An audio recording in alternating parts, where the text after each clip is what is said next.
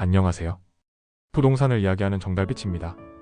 흔히들 대한민국의 경제는 일본의 경제 구조와 닮아 있다고 합니다. 그렇다면 지금의 일본 경제를 보면 한숨이 나오는 것도 이상하지 않는 것 같습니다. 그러나 자세히 살펴보면 꼭 그렇게 돌아가지는 않는 것 같습니다.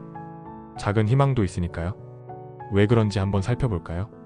대한민국의 1986에서 1988년은 삼저 현상으로 저금리 저유가 $1로 연평균 12%라는 어마어마한 경제 성장을 했습니다. 기업은 미래를 낙관하고 은행에서 돈을 빌려 사업을 확장했었습니다. 그런데 1990년대에 들어서며 생산력은 높아졌는데 수요가 공급에 미치지 못하는 현상이 벌어졌기에 기업과 은행이 무시해졌고 1997년 끝내 외환위기를 맞고 말았습니다. 당시 기업 부채가 107%에 이를 정도로 한국 경제는 엉망이었고 지금 2024년 2분기 GDP 대비 기업 부채 비율은 122.3%로 외환위기 이전보다 더 높아졌습니다. 문제는 가계부채입니다. 2023년부터 이어진 고금리의 여파로 가계부채가 조금 줄어들긴 했지만 여전히 언제 터질지 모르는 시한폭탄으로 간담을 서늘하게 하고 있는 것은 사실입니다. 당장 문제가 안 될 수 있다고 말하는 이들도 있지만 장기적으로는 사회에 큰 부담으로 작용할 수 있으며 상당히 위험한 수준인 것이 맞습니다. 지금의 내수 침체를 보면 알겠죠? 퇴출 규제도 있지만 개인 부채가 많다 보니 가계에 소비할 여력이 없는 것이 사실이니까요. 따라서 문제는 가계부채가 늘어나면 국민의 소비력이 더욱 줄어든다는 점이며 금리가 계속 고공행진을 하거나 경제성장이 제자리걸음이라면 가계부담이 더 늘어나고 소비는 그만큼 더 위축되는 악순환이 이어질 수밖에 없습니다. 상황이 이렇다 보니 정부는 시중에 돈을 풀려고 공공분야의 지출을 계속 늘릴 수밖에 없을 것입니다.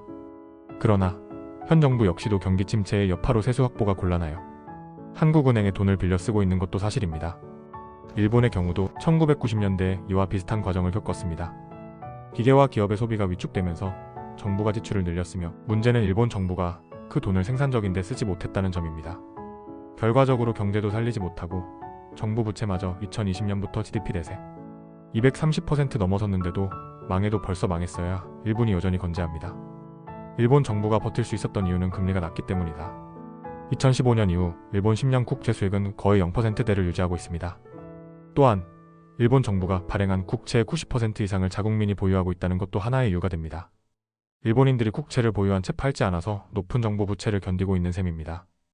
일각에서는 우리나라도 일본식 장기 불황으로 가는 게 아니냐는 우려 제기하고 있지만 그럴 가능성이 있을까요? 우리나라와 일본의 차이는 딱 하나, 경제의 해외 의존도입니다. 2025년 우리나라 GDP에서 재화와 용역을 포함한 총수출이 차지하는 비중이 40%였습니다. 이는 미국 11%, 일본 20%와 비교하면 매우 높은 수준입니다. 일본이 1990년대 장기 불황에 빠졌을 때 GDP에서 수출이 차지하는 비율이 9%에 불과했으며 이렇다 보니 세계 경제가 어려우면 우리는 일본보다 더 어려워질 수 있고 반대로 생각하면 세계 경제가 좋으면 우리나라는 일본식 불황으로 가지 않을 수도 있다는 뜻도 됩니다. 그러니 일본 경제를 닮은 우리나라의 경제가 반드시 일본을 따라가는 것만은 아닙니다. 아직은 작은 희망도 남아있기 때문이죠. 경제는 항상 순환주기가 있으며 어두운 터널이 지나면 밝음이 항상 온다는 진리는 있다고 믿어보는 것은 어떨까요? 오늘 하루도 건강한 하루 되시기 바랍니다. 감사합니다.